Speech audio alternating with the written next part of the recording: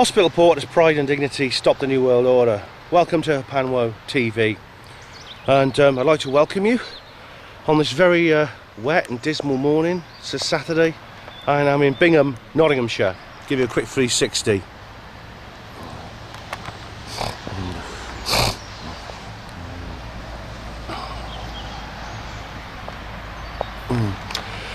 I'm actually, this road here is the old A46, which runs between Leicester and Lincoln, and the reason I'm here today is because this is a very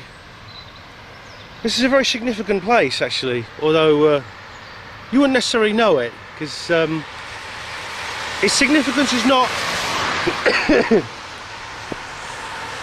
quite as apparent as it is with some other locations. What I am on now is a very old road. In fact, it's a 2,000-year-old road,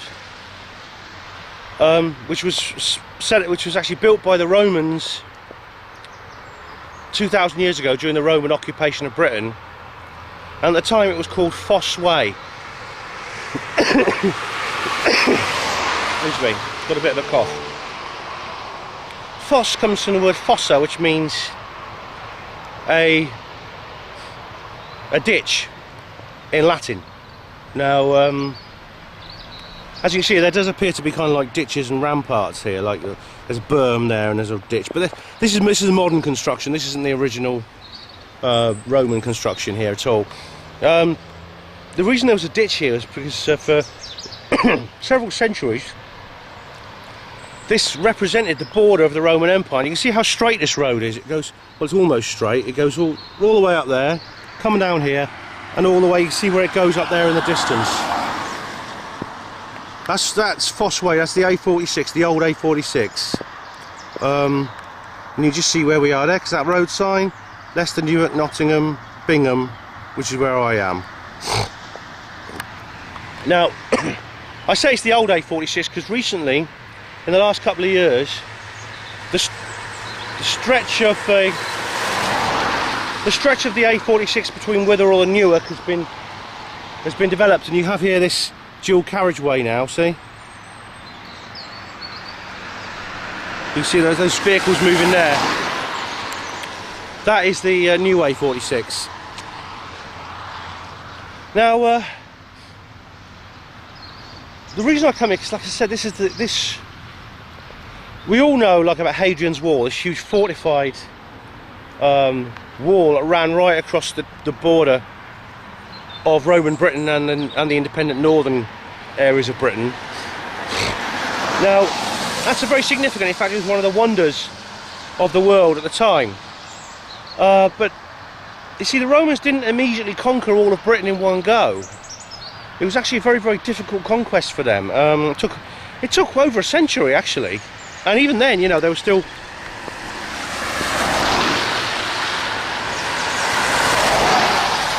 As you can see, it's still quite busy here.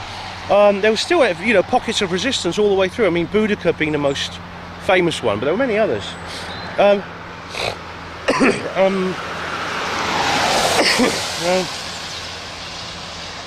the reason I find this significant is what happened was the Romans invaded. They landed near Gillingham in Kent, which didn't exist at the time, but that's the modern town where it all happened. And they made their way inwards towards other areas like London and through the southeast. Some of the tribes resisted them, some of them welcomed them. Some were quite pleased to be absorbed into the Roman Empire. But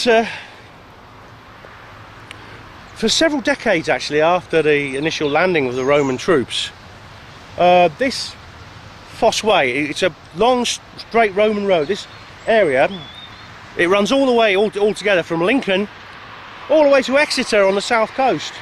It's about 180 miles long. That line represented the border of the Roman Empire for several decades. On one side of that border, the eastern side, this This was Roman occupied territory. That was the Roman Empire. This side, it was free. It was Celtic. It was the Celtic kingdom still existed. The Iron Age, ancient kingdoms. And that's why I'm here, really. Now, it's important that you watch my film.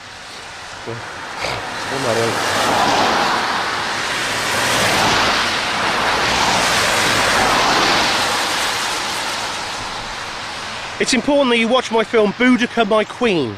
I'll put a link in the description box to that video. Important background information there. Basically, the Roman Empire represents a very, very important turning point in the history of Europe, in the history of Britain especially, because the Roman Empire was a front for the Illuminati, the same Illuminati that control our governments today. They're trying to create the New World Order. This secret society network, black magicians, reptilians, Luciferians, they were behind the Roman Empire too, all that time ago. And so the Roman conquest of Britain represents the Illuminati conquest of Britain. What we had in Britain before, during what's called the Iron Age, which wasn't just about iron, it was about lots of things, was a pre-Illuminati culture. The last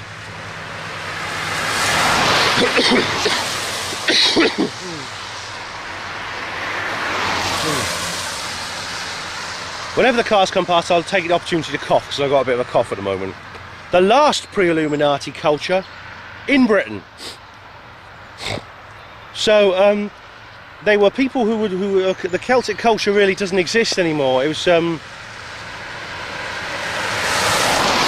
but exterminated by the Roman Empire, but it was a pre-Illuminati culture. They spoke a language which is actually an ancestor of Welsh. It's nothing not related to English or to Latin, not very closely anyway. And they lived in small communities, either hunting or farming, or smallholder farming. They had an elected leader or chieftain. They had a shamanic, religious, spiritual practice. All this was wiped out by the Romans. I mean, it's, you know, the link between the extermination of the shamanic culture in Britain and the Boudicca rebellion is very, very well known, as I explained in my background movie. Boudicca actually took advantage of the absence of the Roman army, because the Romans were basically in Anglesey in North Wales, splattering the Druids, killing them, wiping them out. I'm thinking of, I don't know if you're thinking what I am thinking of, The Life of Brian, the Monty Python movie, and Reg, and Stan, and the Judean People's Front. What have the Romans ever done for us? The answer to that question depends on your point of view. If you think straight roads, central heating, and sort of modern luxuries like that, material luxuries, are the epitome of civilization and the ultimate goal of human existence, then the Romans did an awful lot for us. To be fair to them, I mean, the pre-Illuminati Celts of Britain never had anything of that sophistication in terms of the technology, but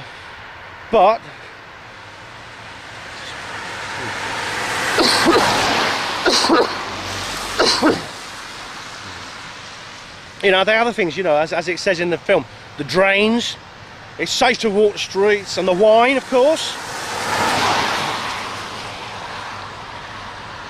Come on, mate. And the wine, and all the other things that the Judean People's Front talk about. If you consider those to be all you want out of life, then the Romans were the people for you. But we paid a very, very high price for those things, and it's very obvious, you know, that the Britons were, you know, like all the conquered subject peoples of the Roman Empire, were offered these things freely without. They were offered the opportunity to volunteer to join the Roman Empire. Of their own free choice, and most of them resisted, especially in the west of the country. They fought back, and Boudicca, of course, sacrificed everything to fight back against these Romans. So obviously, you know, it's very, very difficult. It's funny how we still talk about these things in contemporary political terms when they happened 2,000 years ago. But clearly, you know, it's hard to know what was going through the heads of the people there at the time. But it's obvious a lot of them didn't. Most of them did not want Roman occupation. They wanted to be free. Obviously, flashing a few sort of like viaducts and brick lines, sophisticated walls and things like that, and straight roads in front of their noses wasn't enough to tempt them over. So, for those Roman apologists out there, you can do what you like, but you weren't there at the time. We got to ask what would we have done at the time? Would we have said yes or no? And the answer is most of us said no. And as I said, it was the Rome was essentially a military power. It was essentially a military entity, and the army was the centre of everything. Most of the major settlements in Rome and Britain were garrison towns, including this one here. Yeah, Bingham, everything along there is the town of Bingham, Nottinghamshire, like I said. And Bingham was originally, it was a Roman town. It was built around, emerged from a Roman town called Margidunum. And the centrepiece of Margidunum was a huge military fort, which was right where the roundabout is there. See where the Shell sign is? Where's a roundabout? That was more or less where the fortress was, and there was all along the Fosse Way. There were farms. There were farms and there were buildings and there were houses, and all around Bingham they found the remains of Roman ruins dating back to the time. This was a the border of the empire, and afterwards, because the Romans of course didn't, only for about 20 or 30 years they stayed here. Then they moved over, they invaded the country to the west of us, that country there. And that country was subjugated. That country was subjugated too, and the Romans didn't stop, not until they went all the way up to Hadrian's Wall. So I mean, with the military, basically, I mean, the Romans have parodies and comedies about the way the troops behaved in such a bullying manner. They could basically just go out and kill anyone they wanted to. They could rape women. They could slaughter children. They could plunder people's farms. They could do whatever they wanted because they could. Simple as that.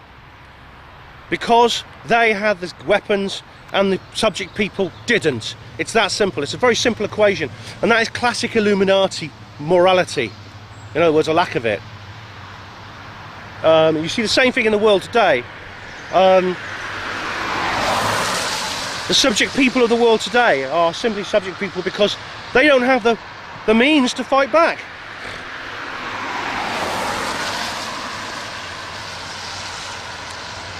It's a tragic, painful story of a type that we can only guess at today because so much of it has been lost. The story of the non-Roman people has really doesn't exist anymore. We don't know. We don't know the story from those people's sides. We can only guess it. We know the story from the Roman side, Tacitus, who was, to give him his due, was a good historian. Other Roman historians as well. But it is a tragic tale, and it's all the more poignant today because we can see its long-term effects on the world, especially in this country. Look, the road, the street lamps, the Shell station.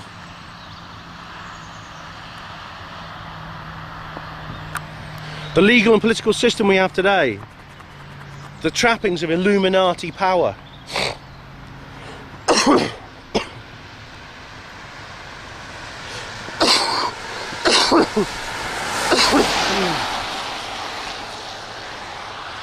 Interestingly, you know, Britain was actually considered by many Romans to be a big white elephant. There was a large faction in the Roman Empire among the senators in Rome who were calling for Britain to be abandoned. They said it's not worth it. At one point, a quarter of Rome's entire legions were stationed over here.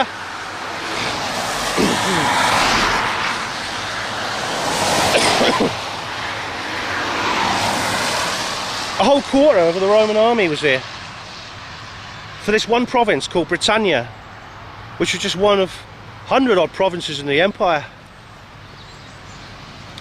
And it makes you wonder, why, you know, there was a lot of pressure put on the emperor to abandon Britain, but the emperor said no, we're going to carry on. There was an even more powerful faction, i.e. the emperor and a few of his close friends, because Rome was a dictatorship. The Republic had fallen under Caesar 100 years before. All this pressure was put on the emperor. The emperor said no, we're keeping Britain, I don't care how much it costs. And so it was regarded by many as a huge white elephant. So why were the Caesars so keen to keep Britain as part of the empire? And I think this comes into the fact that they were the Illuminati, they were black magicians, they were occultists, and they understood the significance of this country. Because Britain is... This goes in a bit of esoteric areas, I can't go into too much detail, but Britain is the heart chakra of the world. And this was not lost on the ancient people who existed thousands of years before, which is why we have so many ancient monuments in Britain, like Avebury and Stonehenge. Britain was the heart chakra of the world, I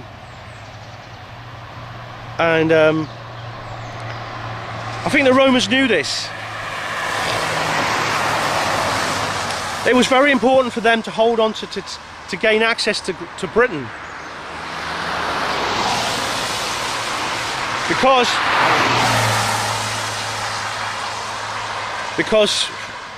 it, for occult reasons, for energetic, spiritual, black, magical reasons.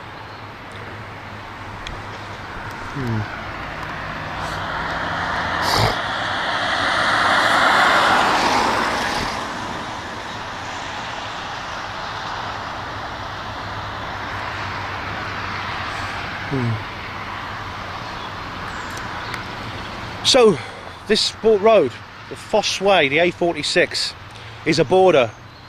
It's a border between the Roman. It was once a border. It's not anymore. It was once a border between the Roman Empire and free pre-Illuminati Britain. For a short time, this little town, Bingham, was a frontier land, frontier country. And Ustane actually thinks, Bardo actually thinks that's maybe a reason why she was drawn to live here.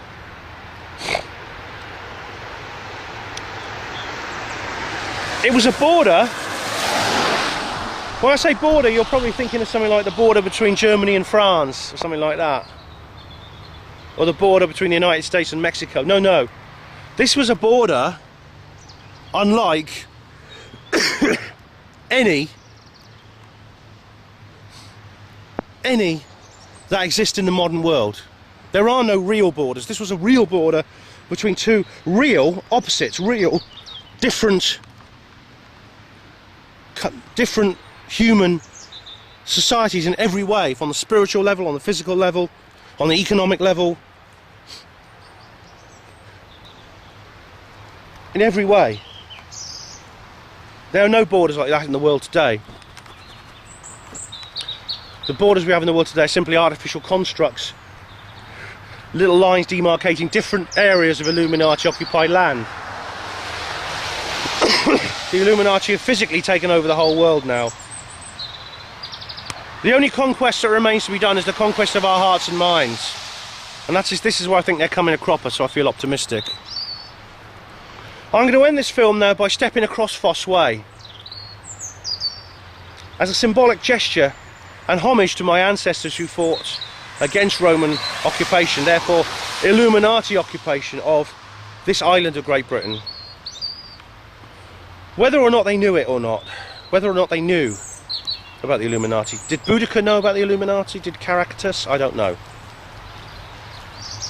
Whether or not they did, they fought back. That the fight they were fighting was far, far more significant than even maybe they realised. So, I'm currently on what was at the time Roman controlled territory. I'm going to cross the Fosse Way over what was the border. It's a bit muddy here. Let's cross the road. It's safe to cross. Green cross code.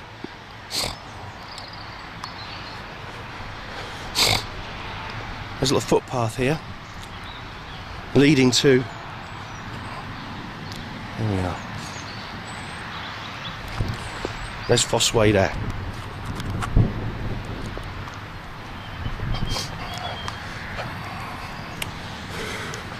This is the new development here of the A46. And you see the footpath goes across that bridge there. This, I don't know what that is, a little reservoir. It's, that's not Roman, obviously that's modern. So I've now travelled a few dozen yards outside the old Roman Empire. I mean, what, for a short time, 2,000 years ago, just for a few decades, 2,000 years ago, was the boundary line between the Illuminati controlled world and the free non-Illuminati controlled world. And a non-Illuminati controlled world doesn't exist on the physical, political level in our world anymore. So the people, my ancestors, your ancestors, would have stood here in an Illuminati free world, more or less, and looked across at the Illuminati occupied territories and thinking, when's our turn? They're going to come for us eventually. And they did. But I promise you, like I promised them, that the victory that the Romans gained over us, and the victory the Illuminati gained over us, is just a temporary one. Even now, 2,000 years later, their power is crumbling. And I think even they at the time knew they were only one part of the New World Order. When the Roman Empire fell, the Illuminati used other tools. The Caesars themselves knew that they were only a tool of much higher powers. And those higher powers themselves now are in serious trouble, as we, the free people of the earth, take back our sovereignty of our lands and our peoples and our minds, most of all our minds,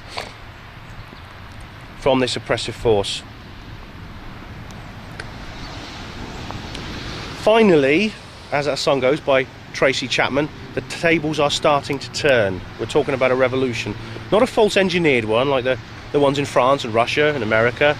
A real revolution this time. So that'll be fun. I'll tell you what, I'll come back here with my camera when it's all over. I'll do another little film here. I think that'll be good, wouldn't it? There we are, Fosse Way, Bingham in Nottinghamshire.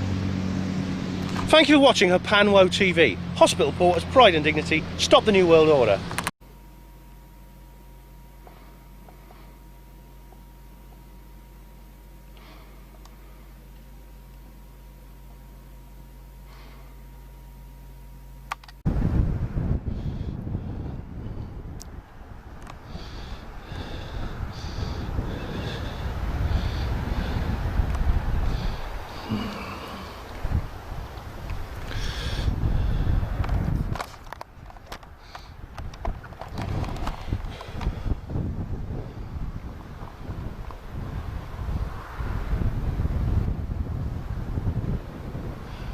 Isn't it strange how we talk about the past in contemporary political terms?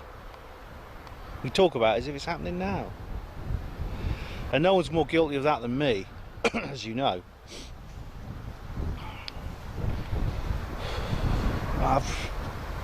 This is kind of a follow-up video to my Roman wall one that I did a few days ago, or weeks ago, depending on when I upload this.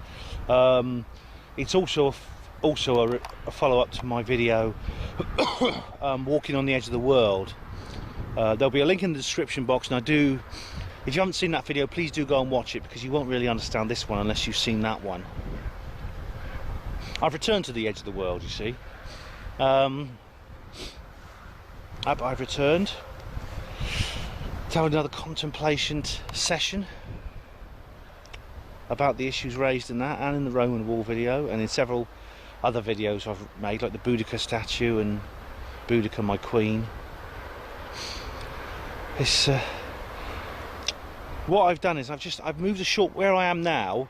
That's the there's the A36 there. So the A46, the new A46, and I've moved a couple of 100 yards from the old Fosse Way, and I'm now on this public footpath now, a short distance from there, looking at the countryside like I'm Slaxer, which I'm not, of course, but some of my videos do resemble his. I keep getting these feelings like this sort of like, I don't know, that's like nostalgia, or it's not nostalgia because it's nothing that I've experienced in my life, but it's a feeling of an overwhelming desire to do the impossible, that is to change the past, to make the past different, something different to what it is now. Because you can't do.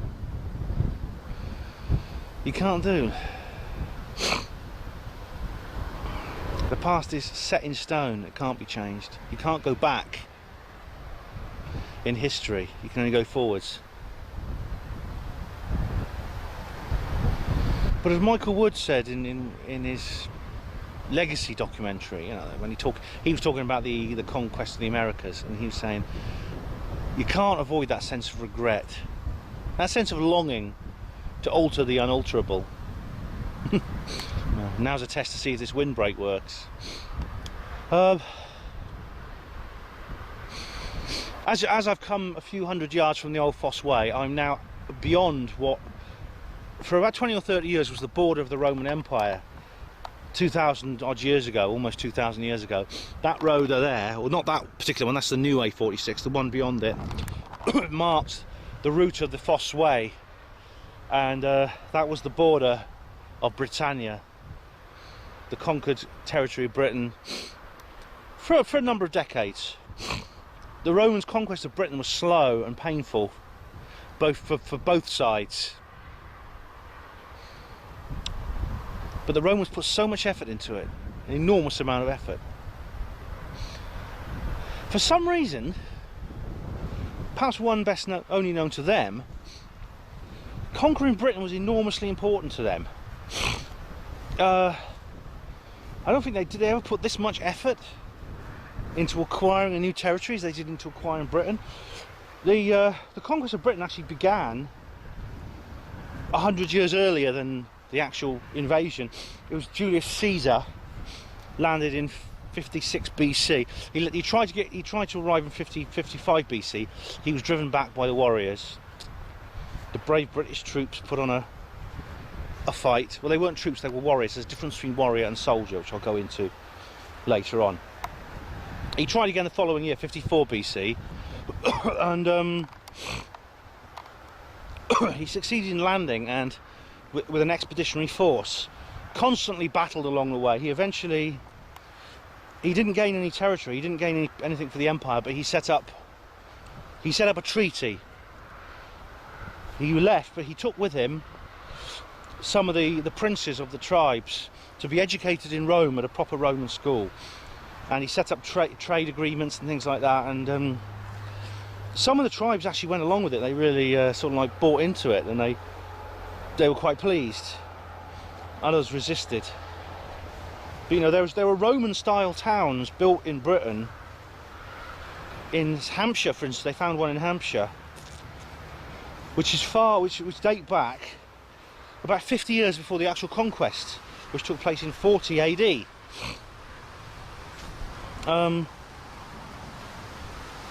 Very peculiar.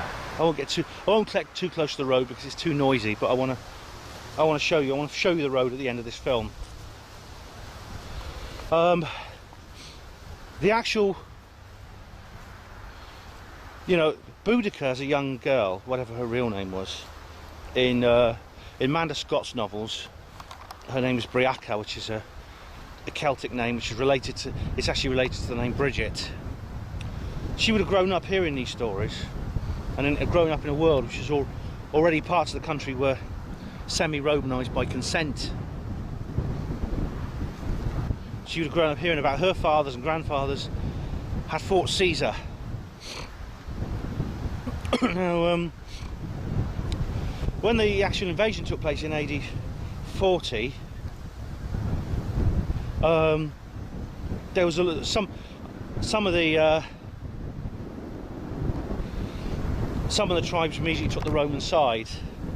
Others resisted. But like I said, the actual progress the Romans made was very slow. But they poured an enormous amount of money and effort into maintaining this progress. At one point, a quarter of all the legions and auxiliaries of the Roman army was stationed here in Britain. A whole quarter. If you look at the size of the Roman Empire at the time, it was enormous. It stretched all the way from the Middle East, right across through Spain, right around the entire Mediterranean. They encircled it. And of course Gaul, which was the country we now call France, and Britain, of course. Now the reasons for this I speculate on in other films. As I said, the Illuminati the Roman Empire was a front for the Illuminati. The Illuminati knew about spiritual matters in a way which they kept from the common people. They knew many things. I think they had the same knowledge which was known to ancient people in Britain. The people who built things like Stonehenge and Avebury 2,000 plus years before that, 2,000 or 3,000 years or longer before that. That was that this country is important in terms of the spiritual body of the earth. The island of Britain is enormously significant. David Icke says the heart chakra of the world, and that's very important. I think that's why the Romans expended so much effort in Britain. I mean, it was very controversial in Rome. There were lots of calls, you know, in the Senate. You know, various senators were very much against the invasion and conquest of Britain. A lot of pressure was put on the emperors at the time, Tiberius, Nero, to just leave Britain alone, just forget it, it's not worth it. Big white elephant. But the emperor said, no, keep going. We're going to take Britain, we're going to have it. And of course they did. I mean, there is some comfort from the fact that they didn't take all of Britain, they never did. They sent expeditionary forces all over the country to the far north of Scotland, but they never succeeded in controlling Scotland, what we now call Scotland, which at the time was called Caledonia. They occupied southern Scotland for a while, as far north as the Firth of Clyde and Forth, that little strip of land between the Firth of Clyde and the Firth of Forth, which is the narrowest point of Britain between the west and east coasts. And they built a wall across that, the Antonine Wall, but only for about 12 years. They only maintained control of that area for about 12 years, and they withdrew to what's now Hadrian's Wall, what became Hadrian's Wall. Hadrian's Wall it represented the border of the Roman Empire. It was the border of the Roman Empire. It was one of the artificial wonders of the world. 70-mile long wall, massive military fortifications, troops fortifications every few miles. A massive number of troops were stationed there. So it was obviously very important to the Romans to protect what was behind that wall, their country, Britannia, this Roman province of Britannia.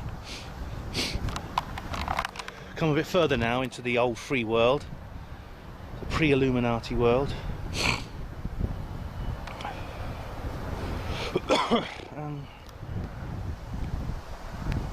It's interesting, you know, because over there, I think it's over there if I remember rightly, I think you can just see like a kind of hill, a hillock. Alright.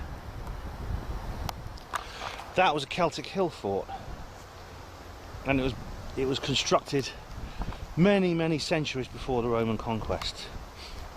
And inside people used to live. It was a motte and bailey type structure where people used to live.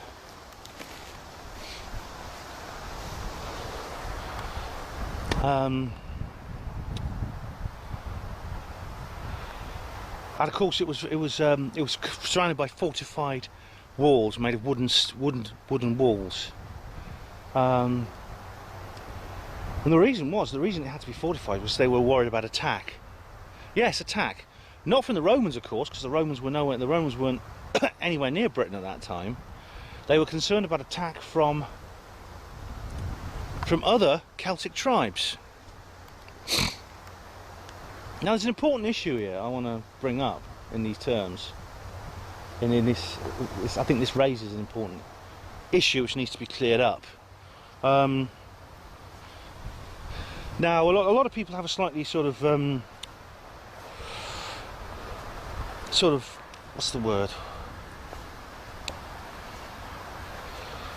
There's a kind of eulogistic view of the pre-Illuminati world, the pre-Illuminati Britain, and of course, I mean, I do slightly, as you know, but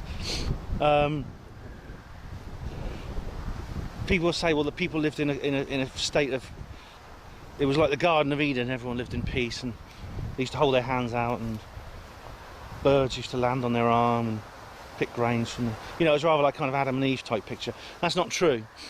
No, that's not true. They did fight wars in the Iron Age, in the pre-Illuminati world. They fought brutal wars. In fact, they dug up skeletons. I don't know if it's that hill fort. They dug up skeletons around hill forts dating back to all through the first millennium BC, during the Celtic period, during the Iron Age.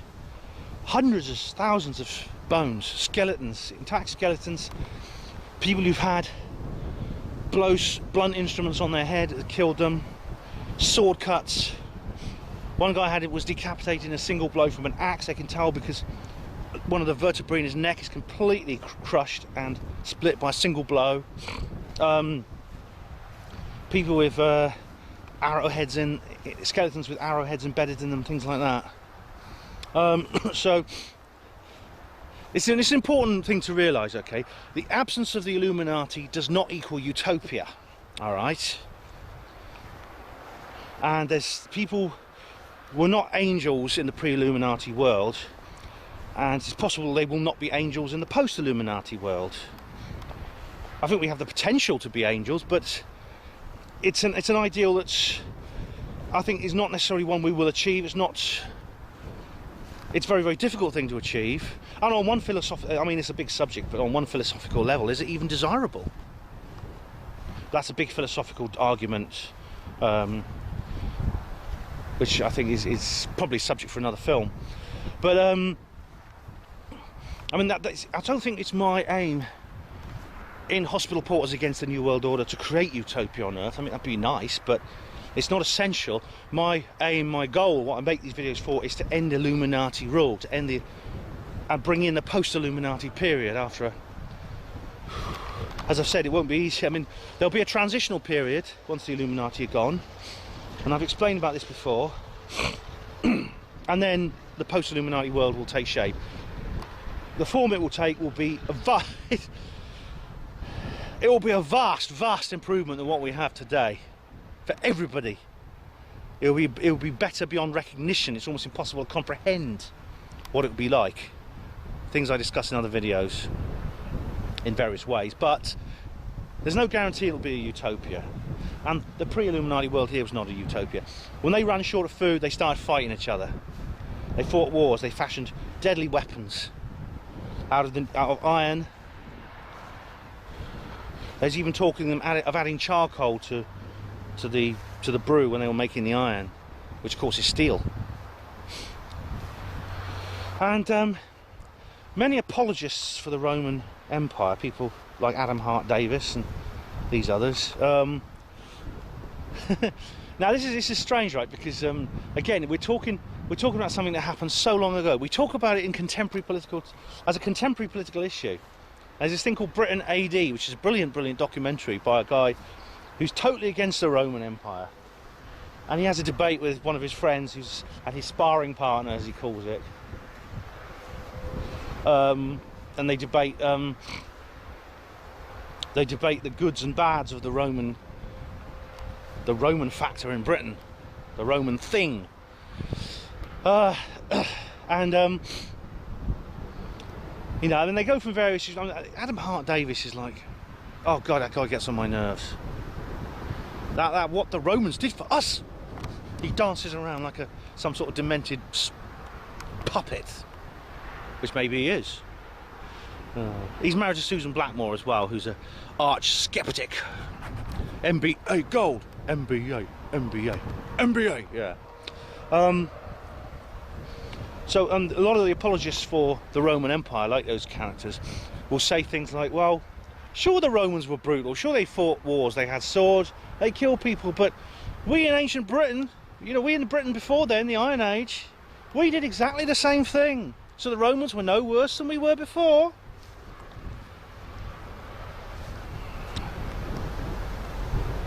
Well, it's true. It's on one level that we were very brutal and very fierce when we fought wars before the Roman conquest, but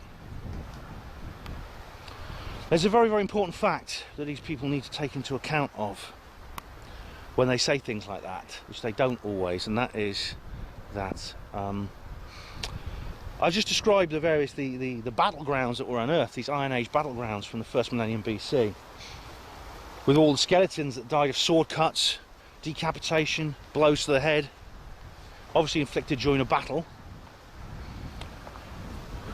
The important fact is that all the skeletons that have been found at those sites are skeletons of adult males. And I think that is highly significant.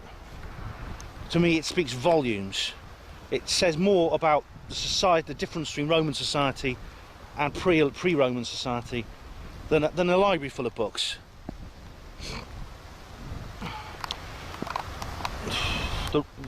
What it means is that when, sure, we fought wars, we fought brutal battles in the Iron Age, but those battles were always conducted, warfare in those days was conducted according to a very strict ethical code, the code of the warrior, chivalry, whatever you choose to call it.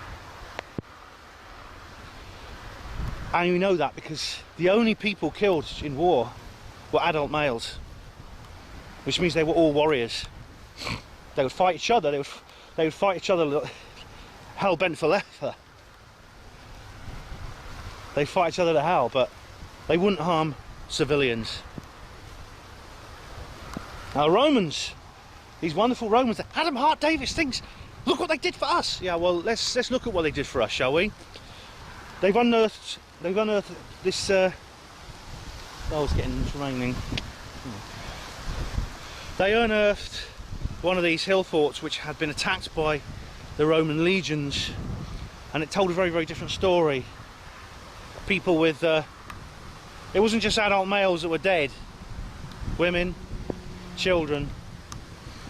And we don't need to go to archaeology to tell us this. The Romans kept records of this. In fact, there was many sort of black comedic satires of the bullying Roman legions and about what things they did.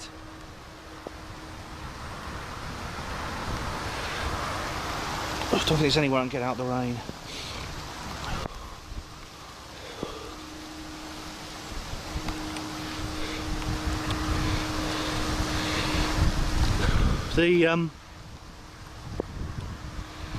When the Romans attacked, they killed everyone. You would find a very, very different scene to the battlegrounds of the Iron Age. You'd find the bodies of women who'd been crucified after being raped. You'd find babies cut in half. You'd find charred remains of houses burnt to the ground, possibly with people inside them. That is the difference between them and us, and that's what the Romans did for us. Sure, they gave us central heating and nice straight roads, Adam. If you think it's a price worth, but look what if you think the price worth paying for, the price we paid was worth paying for, I don't.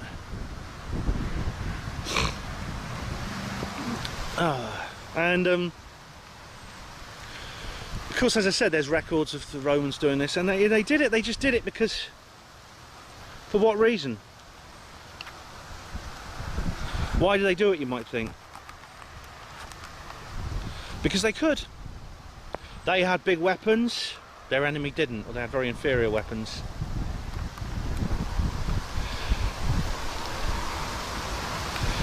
The Iron Age Britons were beaten by their own moral standards,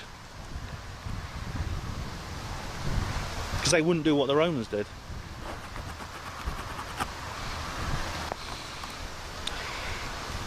The Romans did it for them. It was a form of recreation for the troops. They didn't see anything wrong. There was nothing morally wrong with it. There was no word in their vocabulary for genocide, war crimes. It didn't exist. The concept didn't exist to the Romans. For them, it was just a way. It was just recreation for the troops. It was fun. The raping of conquered women was no different to normal sex. It was no different from nipping down the brothel, except it was free. You didn't have to pay. The killing of babies, chopping them in half. For them, it was fun.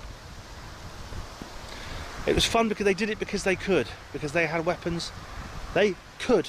That's why they did it. It's the only reason they did it, and that is Illuminati morality in a nutshell.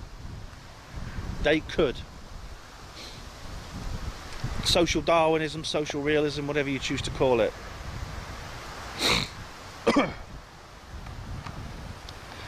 And for 20 or 30 years, the location I'm in now was free of that. That old hill fort over there would have seen a lot of business during those 20 and 30 years, trying to protect the people behind this line from the monster that lay on the other side of it. If the line, the actual border the Fosse Way runs, if you look at your atlases out, you'll see where it is. It runs from northeast to southwest, right across, basically right across the Midlands. On the free side, the free side lies the city of Nottingham and all that area around there. On the captured side lies the town of Bingham, and everywhere, virtually everywhere, sort of west, everywhere sort of east and south of that. Sorry, east and south of Bingham is the captured, I call it imprisoned side. Where I'd be standing now, I'd be free. I'm going to walk now to where I'd be imprisoned. I'm going to show you it. Now, I've shown you it before. I want to show you it again. Oh, blimey, a stile. I promise you, if I fall when I'm climbing over this stile, I will not delete or edit out that footage, and you'll have a Panwo exclusive, a pratfall by me. Now that will be one for the books. Let's see. Sorry, I made it. This is the new A46, and it's crossed by a bridge, which I'm going to go over now. Still in occupied territory, not free yet. Oh, sorry, the other way round. It's the other way round. What am I talking about? Yeah, I'm not in occupied territory. I'm still free now. I'm still on the free side. I'm going over to the Roman side.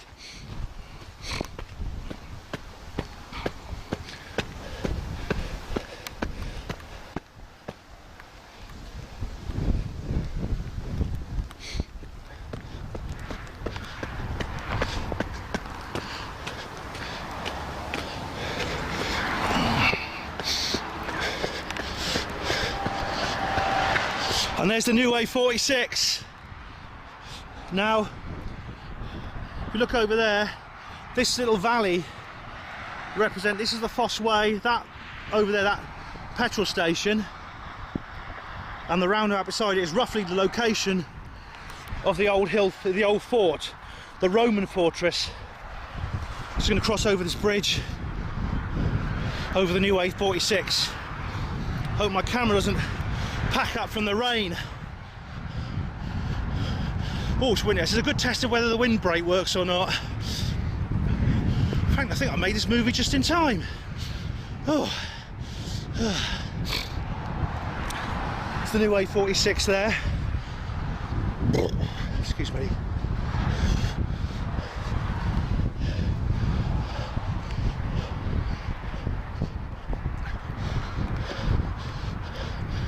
I don't know what this pond is for. There's these two big ponds. Ooh, go down these stairs. As I said, the old garage I showed you was roughly the location of the fortress, the Roman fortress, what was then called a different name. I can't remember it. It's in the original movie. Do watch the original movie if you can, if you haven't seen it already. But that was where the Roman fortress was. Where I'm heading is to the old Fosse Way, the original A46. There's lots of strange waterworks here.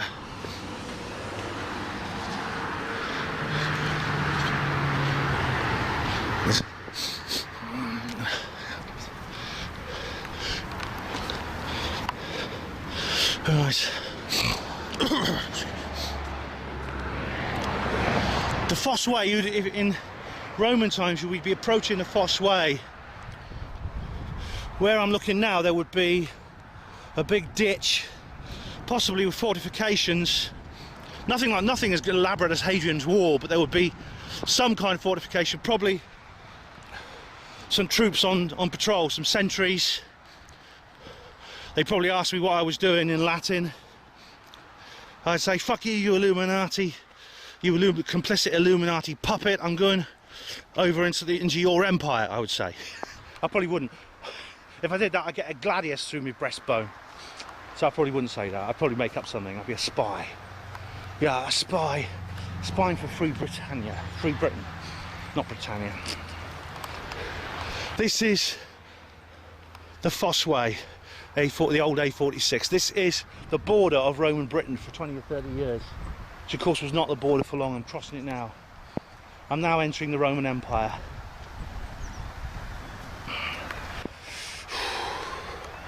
Do I feel the energy's changing? I don't know. It's hard to say because of what I've been talking about. I'm kind of biased, but it's this. The truth of the matter was, after those 30 years were up, the Romans inundated that whole, they flooded over and they polluted that part as well. So that area that I called free was not free for long. The only place that was free was during the Roman occupation was north of Hadrian's Wall, and for a while north of Antonine Wall. Basically everything north of Scotland, north of Glasgow really was never controlled by the Romans ever. That was the only completely pure part of this country. I take heart from that. I take comfort from the fact that the Romans never got all of us. But their legacy is very, very obvious. Because Hadrian's Wall is roughly the border now with Scotland. So could be that through some process Scotland and England were created in that way. You know what I want to do? I want to go back, I want to step back over into freedom. And I think one day we will.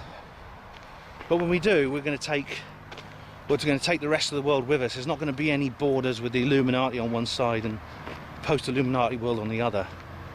It has to happen all in one go in this global village. There's no other way.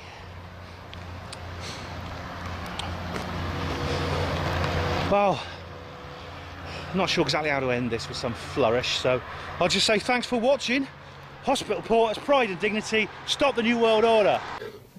Well, I hope you enjoyed that, and as a special treat, for those of you who haven't seen it before, coming up now is the original film, Boudicca, My Queen, on which the little piece you've just seen, the little scene you've just seen, if that's not a strange thing to say, is based on. So I hope you enjoy that.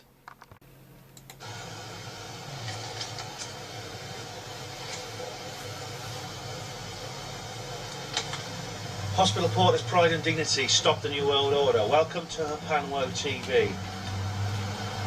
I'm at Kings Norton. It's a little suburb on the outskirts of Birmingham. I'm in this big park here, Kings Norton Park. And as you see, it's a very picturesque site. There's some buildings over there, and there's big roads and things. Sort of where Birmingham starts to meet the countryside.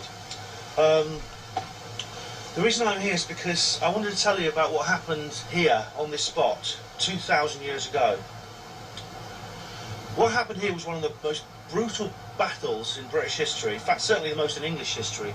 At least 80,000 people were slaughtered here on this spot by the Roman legions in what's become known as the Battle of Watling Street. Watling Street is the Roman road that runs from Kent all the way through North Wales and down into Somerset, and it passes through this spot here, or this area. This was basically the final showdown between Boudicca and her rebel army and the Roman legions who were occupying Britain at the time.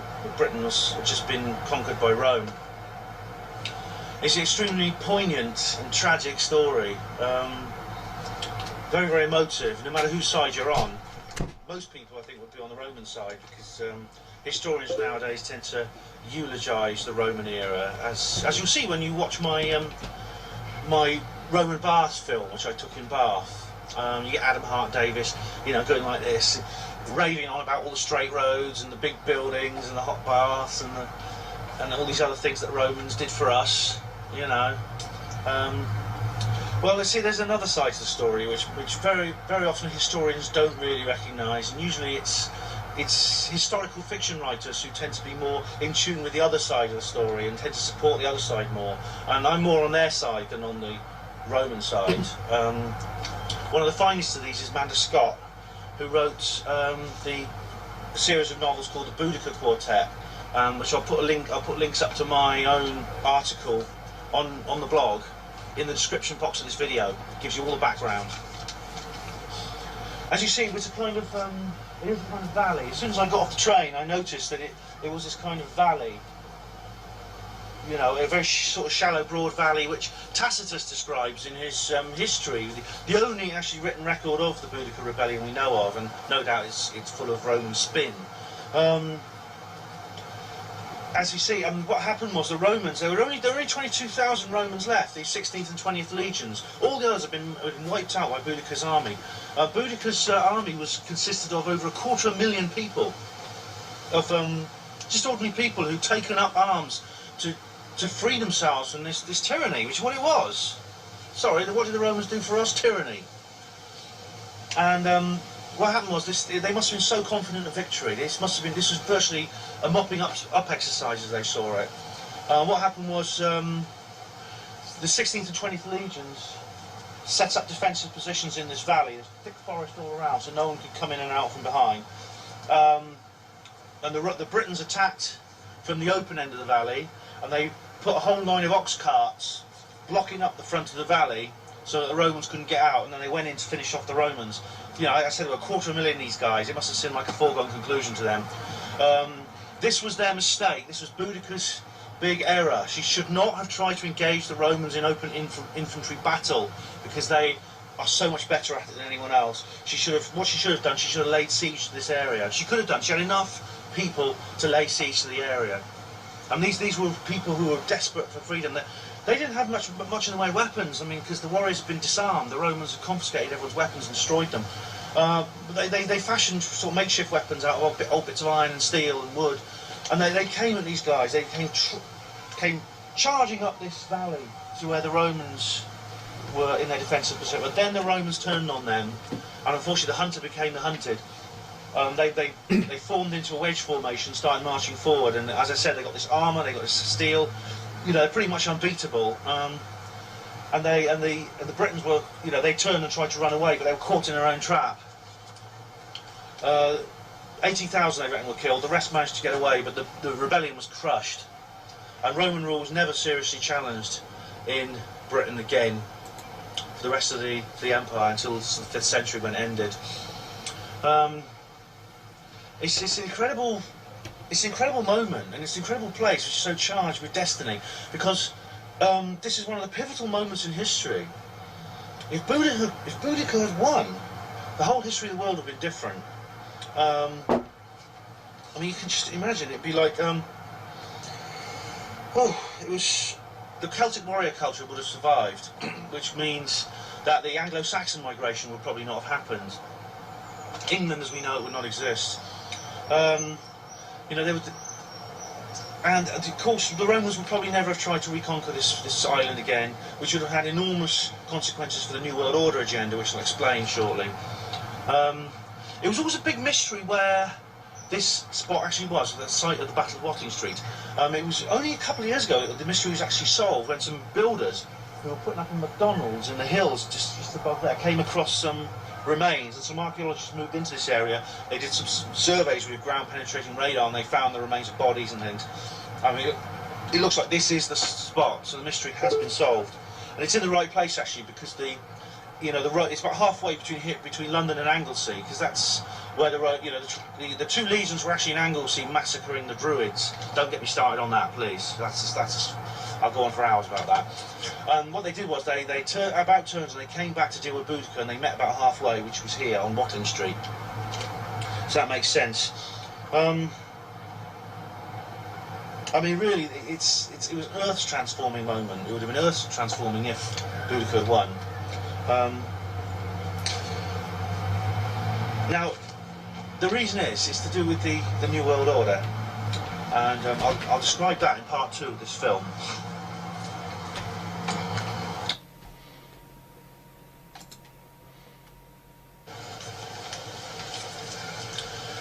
Right, now we're going to discuss something that, if you're new to this information, you're going to find hard to deal with. And this is where I part company with the mainstream historians, whether they are pro-Roman or anti-Roman. And that is that the Roman Empire was part of the New World Order agenda. Yep, the very same New World Order agenda that's going on today, which I discuss in my other films, was going on back then. In fact, it began in Atlantis. That's where the Illuminati was first founded. They first took power in the first civilizations of Egypt and Sumer, and they carried their legacy through to the period of the Roman Empire, and the Roman Empire was their puppet regime. And this is why they were so keen on holding on to Britain. This island, especially the southern half of this island, has always been like the holy grail for these people, for this Illuminati. For some reason, they are fixated on this part of the world. Some people say it's the heart chakra of the world. There's lots of theories about it from an occult point of view. But there's no doubt the Romans expended a quarter of all their resources on just maintaining this one province, Britannia. They went to enormous efforts against a lot of political opposition to hold on to this country. For 500 years they held on to this country. And that's why, if Boudicca had won, it would have been a turning point in history even greater than the conventional historians acknowledge. What it could have meant is it could have actually meant the end of the New World Order back then. It could have meant the destruction of the Illuminati's regime. It could have led to a complete downfall of the New World Order and true freedom on Earth 2,000 years ago. It was an opportunity that we had all that time ago to do away with the Illuminati and be free. And everything, all the terrible things that have happened over the last 2,000 years, all the killing, all the famine, all the wars, all the environmental destruction, everything that's gone wrong could have been prevented. It's rather like that scene in Lord of the Rings, where, if you read the book or seen the film, where King Isildur has the One Ring in his hand after they've beaten Sauron and destroyed his entire army. All he has to do is throw the ring into Mount Doom and into the volcano there, and it's all over forever. They've won, but he doesn't do it, and everything goes back. And then of course, then you get the plot which unfolds from the story. It's good in a way that Isildur didn't do it, because then it wouldn't be such a good story, would it? But seriously though, the point is that this is a bit like the world we're in now. We now, as you know, have another opportunity to end the New World Order. A great opportunity, probably the best opportunity that's been offered, or we've managed to gain since that time when Boudicca rose up against the Roman rulers of this country. But because Boudicca lost, it means we have a much steeper hill to climb. We have much more damage to heal and repair than was the case back then. And it's the transition from the Illuminati occupied world into a free world is going to be all that more traumatic. So it's a shame we can't go back in time, isn't it? Because, you know, if we could just go back, if I could just go back there in time with a machine gun or something and kill all the Romans, or, you know, oh, it's fantasy. I know you can't go back in history, you can't change what's been done, but you can't help feeling a tinge of regret. No one can look back without sensing that longing to change what has been done, to alter what is unalterable. So in a sense, in fighting the New World Order, I feel I'm fighting Boudicca's battle. I'm continuing to fight her battle.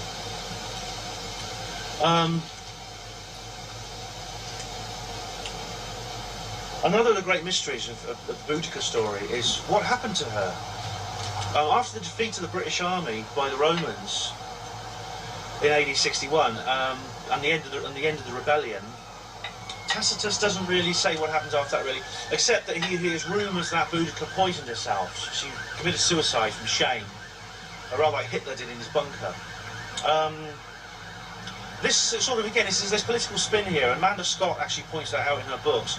There's it's a sort of thing a dishonoured Roman matron would do, you know, by taking her own life.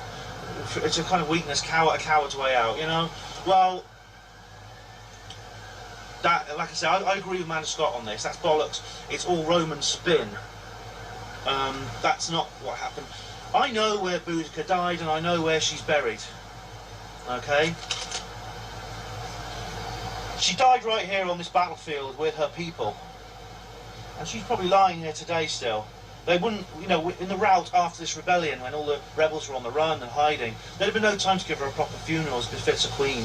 Because, of course, Celtic royal funerals are very elaborate affairs, and they dug up some Celtic graves with golden chariots and things like that in, and people say, well, Boudicca would have one of that. No, she wouldn't. There wouldn't have been time, or money, or effort, or energy to give her a proper burial. She died here with her people, where she belonged. My own feelings for Boudicca are summed up on this card, because I've got some flowers, because I've realised no one's ever put flowers on her grave before. Well, I'm going to do that now. It's summed up in these words here. Boudicca, my queen, my only queen. Put that in there like that. Okay? Because Boudicca is my queen. She's the ancestor of the people of this country, the free people of this country. Not just the Celtic people, like who basically the Celts are the ancestors of the Welsh and the Scots, not the English, but I mean, it's still, genetically we're all the same, you know, in the native people of this country. She's the queen of everyone in this country, whatever your nationality or domestic nationality. She's my queen, she's my only queen, because I'll tell you something, right? That Anunnaki reptilian in Buckingham Palace is no queen of mine. And she's no queen of yours. She's no queen of anybody's.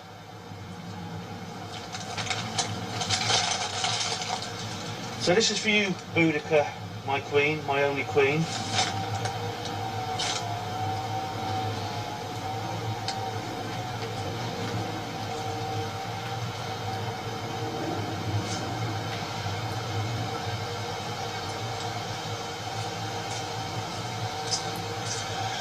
Thank you for watching Herpanwo TV. Hospital Port's Pride and Dignity stop the New World Order.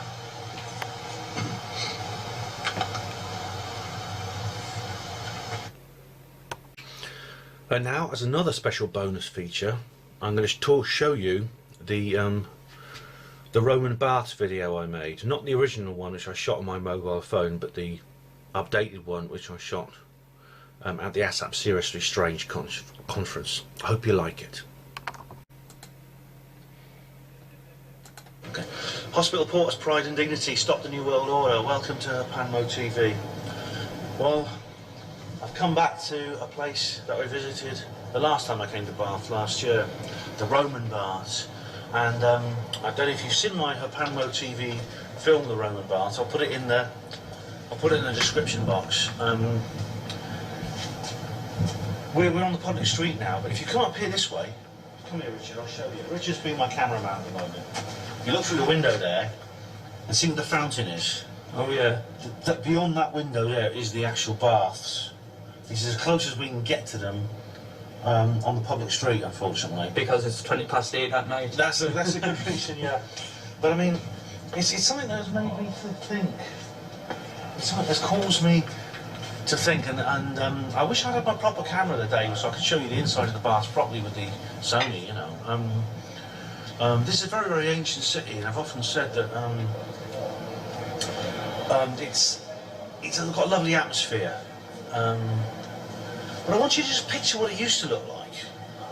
Now, the spring here is a spring that comes down from underground. It's one of only 2 hot springs in Great Britain. Comes from underground, water heats up, it comes through into a pool that flows into the River Avon. Now, I want you to go back more than 2,000 years ago. There was probably willow trees. There was a pool here in the middle of a countryside, and there were willow trees over it. And there'd be a little simple wooden altar on which people would leave food, sometimes jewellery, sometimes weapons. And these things have been found here. What you've got to realise is that this was not primarily a Roman sacred site, this was a Celtic sacred site. Yeah, like everything in Britain was before the Romans took it over. Exactly. Now, historians tend to eulogise the Roman period enormously. You get Adam Hart Davis going, what did the Romans do for us? Well, the Romans did this for us, the Romans did that for us. And it's been satirised in that brilliant Monty Python film. You know. It doesn't get better satire. So what did the Romans do for us? Well, there was the aqueducts. Apart from that, what did the Romans do for us? Apart from the aqueducts, the medication, the health, yeah. the sewage.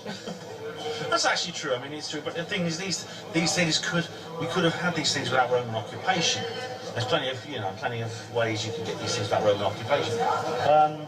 But the sad fact of the matter is, this area, this place we're in now, represents a battleground between the cultures, not only between the Roman and the native Celtic culture, but the Illuminati and the pre-Illuminati world. The Roman Empire was an Illuminati front, and it was one of the most significant Illuminati fronts in history. I mean, there's a lot of discussion about where the Illuminati come from. You know, I mean, some people say they come from Adam Weishaupt in 1701 or 1776, whenever it was. No, they don't. No, they're much older than that. If you try and trace the Illuminati back through history, you can't find a beginning. Well, one thing is clear that, you know, ancient Sumer in the Middle East was the first Illuminati-occupied state. Yeah, and that's where we started talking about the mystery schools. Yeah, and that's where the term the Babylonian Brotherhood comes from, because that was where Babylon was. But they made their way and they occupied places, places like. They may not have founded cultures like Egypt and ancient Greece, but they very quickly occupied those areas. Babylon was Sumer was the first Illuminati-occupied, Illuminati-created state. Well, the Roman Empire was an Illuminati-created state, and it went out to conquer all of the Mediterranean area in Western Europe, and it succeeded in the most part. And they committed barbarous acts. I mean, this is often forgotten. And the native British people, we may have had our straight roads and all these other things that John Cleese talks about, and gets his friends to talk about the John Cleese. Yeah, but we lost our spiritualism, our heritage, and everything else where we came from with it. One thing that you don't get from Adam Hart Davis is that we paid a very, very high price for that. An enormously high price. If you've seen my article, I made a film called Boudicca, My Queen. I've also written an article called Boudicca and the Perennial Holocaust. I'll put the links in the description box. Now,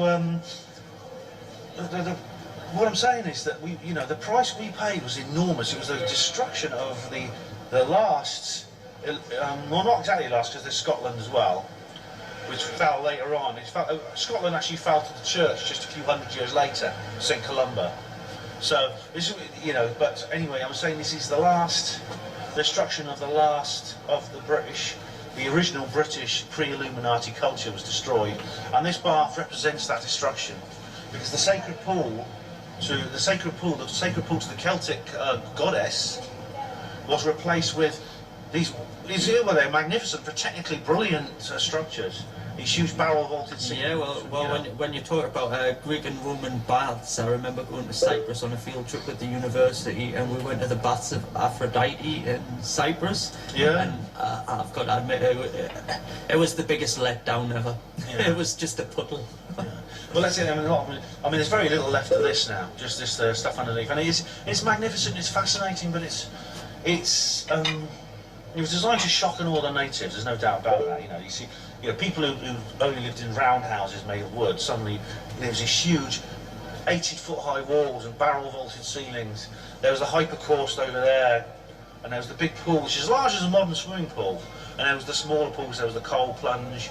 It was very like a modern sauna. You know, I mean, it was definitely, it would have destroyed it. It would have been a major part. It would have really wowed those people. It was very much it meant to impress them that way and make them aficionados for Roman culture. And the thing is, we did it worked. Unfortunately, we Brits fell for it. We became quite fond of Roman rule. Yeah, absolutely. I mean, when you consider a person had never had a bath until the Romans came, it's quite an attractive prospect, isn't it, having a bath?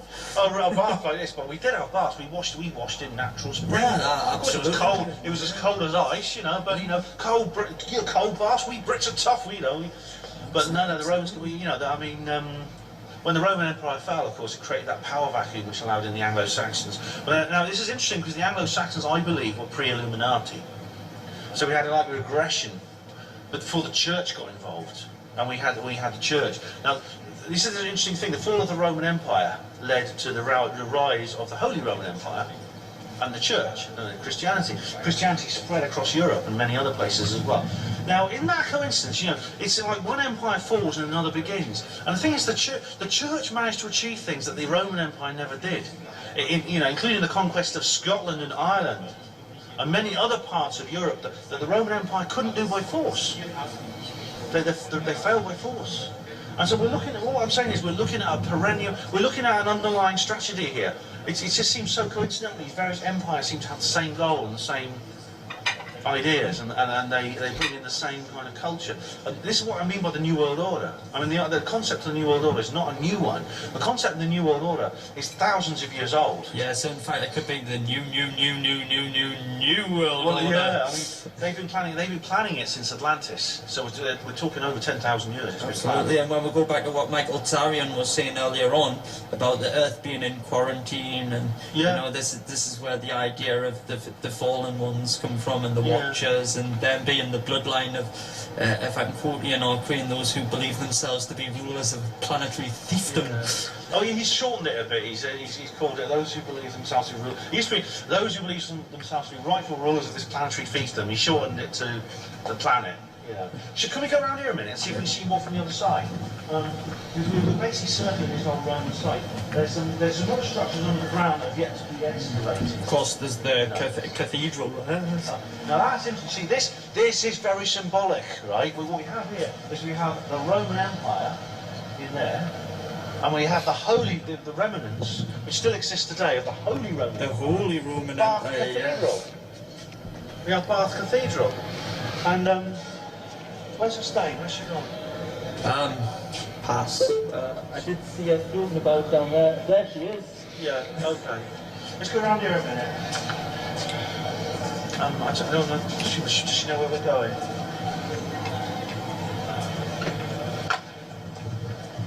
Can we cut for a moment and we'll cut for a moment. Well, hospital quarters, pride and dignity, and we are now. We're now in another part of the area, and we have a big contrast here, because on one side we have the Roman Empire, the remnants of the Roman Empire. Not these buildings here, these buildings are recent, they're sort of 18th, 19th century, but they're built in a neoclassical style. What we have inside is what I showed you in the last film, which is the ancient Roman baths. On this side, we have a cathedral, Bath Cathedral, and it's an interesting contrast, isn't it, when you think about it? We have the Roman Empire on one side, which I was talking about before, the Roman Empire with the legionaries with their spears and their armour, marching through villages, slashing everything to death, raping the women, killing the men, burning down the villages, taking the people away to be slaves. On the other hand, we have the Holy Roman Empire, which actually, in terms of its physical, in terms of what it did, I mean, the church controlled armies, it did all the atrocities that the Roman Empire did. It was basically the Catholic Empire, wasn't it? The Catholic Church. It exists today in the form of the Vatican, basically. It's never gone away. So when you look at the Vatican, you're looking at a completely and utterly wholly owned and occupied and created Illuminati department. As well, I mean, and this is just speculation, I mean, maybe you can confirm it, maybe you can't, but a lot of the time the King and the Queen had absolutely no say-so of anything without the church saying so first. They would kill you, they would kill people. It's interesting to think, you know, that when one empire fails, another takes over. And this is the point. But they all do the same things. They're all obviously controlled by a higher authority. It can't be coincidence. They all seem to want the same things. And that is the Illuminati. Okay, it's not something created by Adam Weishaupt in 17 whatever. All right, it's an ancient secret society created in Atlantis over 10,000 years ago, which has been riding, it's been surfing the walls of energy and the transitions of the Earth to the point where it can take final power, and we're getting close to that point now. What we're looking at here, the poignance of this area, which I tried to describe in the last film, is this battleground between the two sides. There's a battleground between the pre-Illuminati cultures and the Illuminati created cultures. And it's more manifest in Bath, in this city here, than anywhere else I've ever been to. I mean, this is why Britain is such a fascinating country, and this is why we're so lucky to live here. In history, you can't go back. There's no regression. People who try to regress history end up creating tragedy. You know, like Pol Pot and Hitler and people like that, and there's communists. You know, you can't go back in history. You can only go forward. And that means we can't go back to the past. What we can do is, you know, I mean, I can see that we're facing another battlefield now. We're standing on the site of an ancient battle, a cultural battle, not a physical battle, even though it was a physical battle, an ancient cultural battle. And we're on the verge of it, well, in the midst of a new battle. Maybe in 2,000 years' time, someone will come here and stand where I'm standing. And they will make a film, or maybe talk to people, or something like that, about the same subjects I'm talking about. They're going to say, remember what it was like with the Illuminati. Maybe the remnants of the baths will still be there. Maybe this cathedral, hopefully, will be, in 2,000 years, will hopefully be as, there'll be as much left of it as those baths. Yeah. But, you know, it'll become part of history. And people look back and they'll think, well, how the hell did we let them get away with it? This is the point. I mean, all of it has been preventable. None of it was necessary. Even you know, back in Atlantis, this is what caused the fall of Atlantis. It's because the Illuminati were a tiny, tiny faction in Atlantis. Their first ever state was Sumer, but they could have been stopped in Atlantis, and really, they could have been stopped any time since. They can be stopped now. But it's up to us. We have the choice. They play a passive role. They just ride the tides, the turnings of the tides and the waves that we create, and they use them to their advantage. The energy comes from us, and that energy can, if we use it rightly, we know what we're doing, and we understand what's going on, we can use it to destroy them. And that's kind of all I want to say really on this lovely evening at the end of the ASAP conference. You know, it always makes me feel that way whenever I come here. Thank you for watching Hupanmo TV. Hospital Ports, Pride and Dignity, stop the New World Order. Peace.